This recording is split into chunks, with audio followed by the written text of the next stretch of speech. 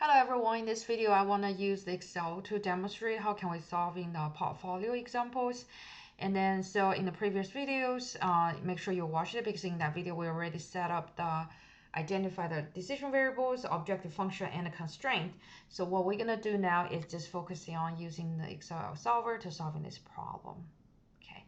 And then so as you notice that in this problem, we total have 5 decision variables and we have one constraint, and then we have five decision variables, and we total have 5 constraints besides non-activity constraints. Okay, and then so for some students, we need to understand that how can we formalize the constraint, because it's a little bit unique than what we saw before, right? What we saw before is left hand side are the having my choice variable, on the right hand side just have a value. But as you notice that some of the constraint in this problem, the left hand side had my choice variable and the right hand side also had my choice variable. And then and that's one. The second is as we read through the case, the parameter itself pretty straightforward. So the parameter actually only showed up in my objective function. So therefore, to solving this problem, we actually do not need to set up all 4 tables. I demonstrate in the linear programming 1 videos. So we only need to set up my my choice variable table, my objective function table, and a constraint. That will be good enough. So we can just skip our table 1, starting from table 2. Okay, table 2. So table 2 is my decision variables. Okay, so we will have the dollar investing in. Okay, we have x1, x2, x3, x4, and x5. So this is the second table we need to create. Okay, and then we're gonna go into my table 3. Again, the reason why I skipped the table 1 is because in this specific problem we didn't really see a lot of parameters value, right? If you recall the previous one, we talked about the tea, how to making the tea, and then you're talking about different factory, how much time they use, and how many powder they can produce. There are so many things talking in the case, so creating that parameter table to avoid us making mistakes. So now since in this case we do not have a lot of parameter to talk about in the case, so we really don't need to the first table created, but we need definitely the decision variable table and the objective function. Okay, so the objective function is the return of the portfolio. So for this one, we need to use blank. So it is equal to, let's see. Of course, you can still creating that table maybe better a little bit, but you can just, so will be 0.0, it will be, we just basically typing this whole equation, but for every time we see x1, x2, x3, we're going to selecting the blank in the table 2. So this will equal to 0.073 times this plus 0.103 times x2 plus 0.046, sorry, 64 times this plus 0.075 times this, and plus 0.045 times this. So this is going to give me the return of the portfolio. Again, this is going to be giving the blank because currently x to x5, x1 to x5 are blank. So it's going to be giving me 0. That's totally okay. Later on, we're going to use the solver, so that will be now we'll change to non-zero. So table 4, constraints. Okay, constraints. Okay, so now let's look at our constraint. So the first constraint is my money constraint, right?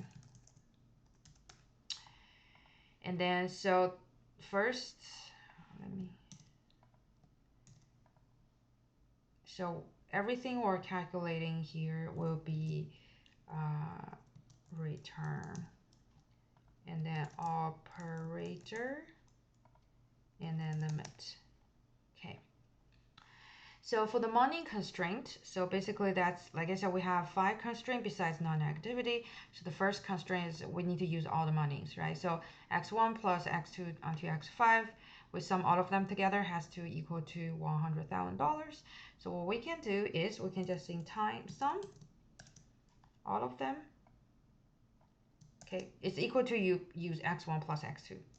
So this one has to equal to the constraint. Oops, sorry. So what I will do is I'll type this. So I don't want to make it as operator.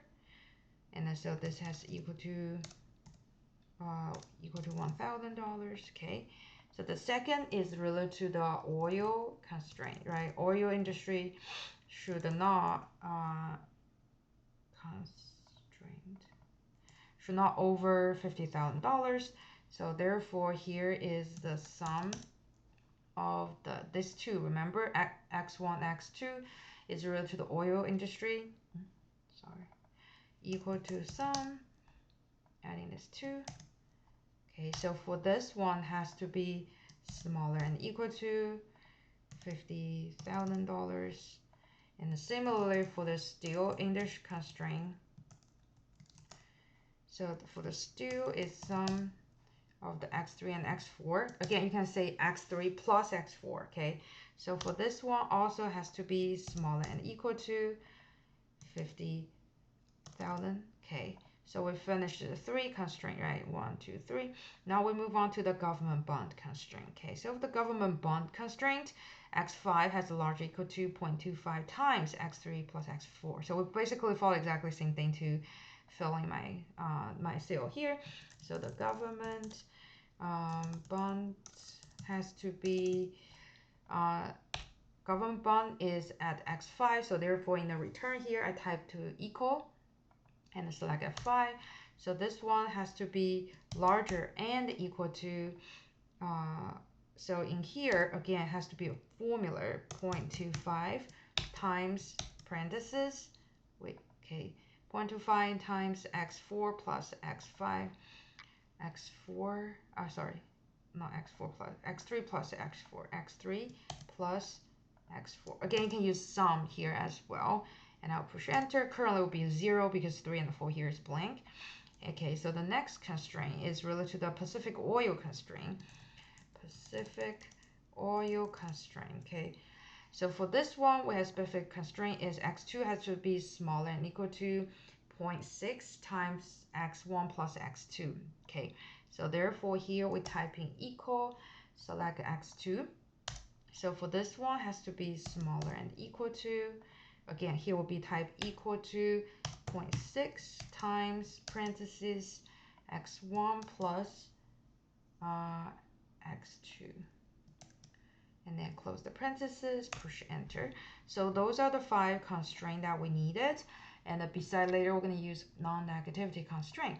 So now we set up my table I needed. Now what I will do is I go to under the data tab and I'll click solver. And then my objective function here, I will select the third table here, the B12. Okay. And then after that, and we are doing the maximizing problem, and the changing variable here, I click this little arrow, and I will select from B2 to B9 to F9.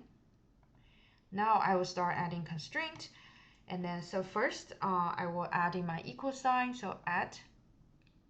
So the reference cell is left hand side of the equation, which is here, and then so for this operator we choose equal. And then the limit here is set up to this cells, and then we're gonna add. So by adding the add, so we're gonna able to add in the second constraint. So we click add. Okay, so the second and third constraint have the same operator sign, so we can select both of them together. So the cell reference here, I click this little arrow. I will select 17 and 18, these 2 rows, B17, B18. And then the operator is smaller equal to perfect, and my constraint I select here and then select my limit. Okay, so I will add Now I'm adding my fourth constraint, which is the government bond. For the cell reference, I select the return here. I need to change the operator sign to larger than or equal to my constraint. I select the limit, and then I will add my last constraint. Pacific Oil, the return is here. Select sales reference. So this is smaller than or equal to. And for the constraint, and then this located here. And then after finish, all the constraint I'm done. Okay. Okay, on here we only can see 4 constraints. The reason is because the oil and the steel constraint, they use the same operator, smaller than or equal to, and they next to each other. So therefore, you can see that constraint is represented here. So here actually including 2 constraints. And don't forget to check make on constraint variable non-negative, because we have non-negativity constraint. And we're gonna change here to simplex LP. And after you do that, and we can click solve. And then don't forget, you can keep the answer, sensitivity, and the limit. And once you do that, and then you can click OK. Okay, so first of all, you can notice on my original sale, everything already updated, how much money invest on what, and what is total portfolio return. And then also, if you come to here, my annual report, you also can find the answer. And the one thing I want to mention in our case study exam, I require you to submitting the answer report because it allows me to see when did you finish your report, and then also I'm able to see the author of the report. So let's look at this final answer together. So basically, the total return of this portfolio is $8,000. And some students, oh wait, you only yeah, you put $100,000, you make $8,000. So the return by percentage will be $8,000 divided by your $100,000. So it's pretty good, right? 8% of your returns. It's pretty good the return. And then to achieve this optimal return of your investment, and you will put the $20,000 in the X1, which is the X1 is my Atlantic Oil, and then you'll put a 30,000 in the Pacific Oil, and you put a $0 in the Midwest Steel, $40,000 in the Huber Steel, and $10,000 in the government bond. So when you do this kind of investment, it allows us to satisfy the constraint.